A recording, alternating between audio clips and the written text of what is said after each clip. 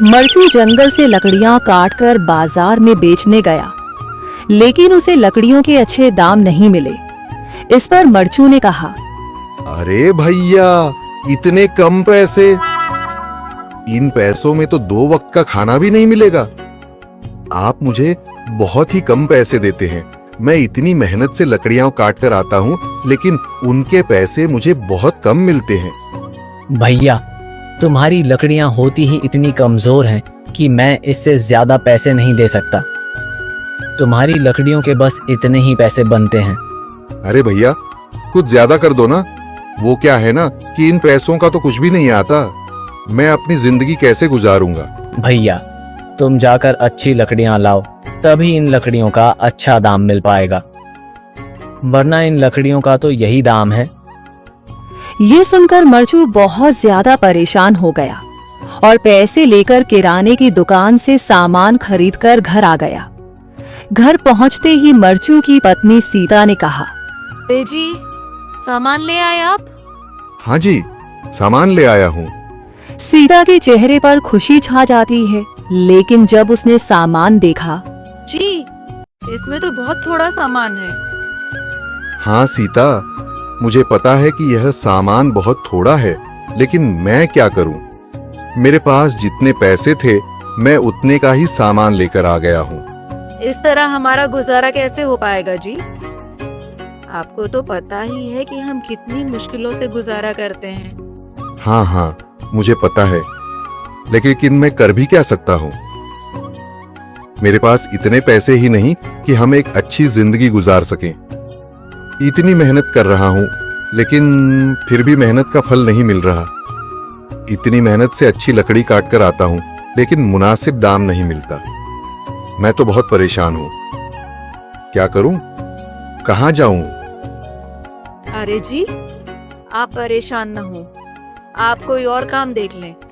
मैंने कई बार काम तलाशने की कोशिश की, पर किसी ने भी मुझे काम नहीं दिया। ये सुनकर सीता भी काफी ज्यादा परेशान हो गई।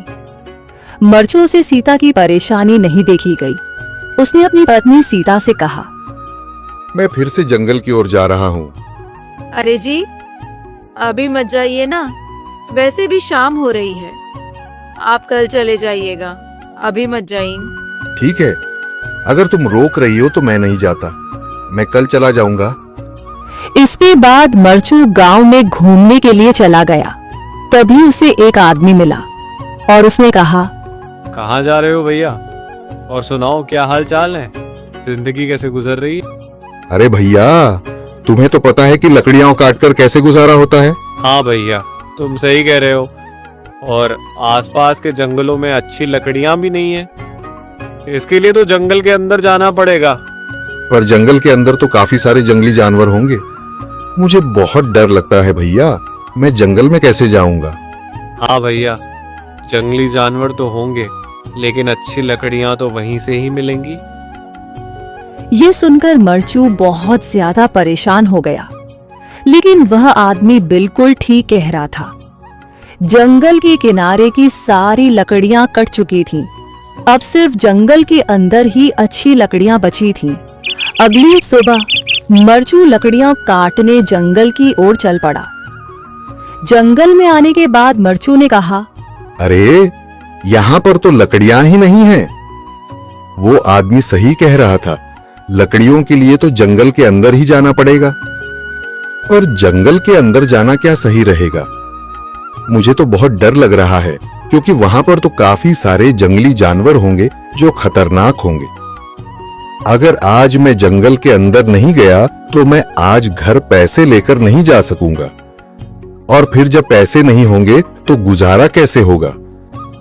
मरचू जंगल के बाहर खड़ा सोचता ही रहा और फिर उसने सोचा, अरे, यहाँ पर भी कोई मजबूत पेड़ दिखाई नहीं दे रहा जिससे मैं लकड़ियां काटकर घर ले जा सकूं। लगता है और अंदर जाना पड़ेगा। यही सोचकर मरचू जंगल के अंदर चला गया। अंदर जाने के बाद उसने इधर उधर पेड़ देखे, पर उसे कोई भी अच्छा पेड़ दिखाई नहीं दिया। यह सोचकर मरचू जंगल के और अंदर चला आया।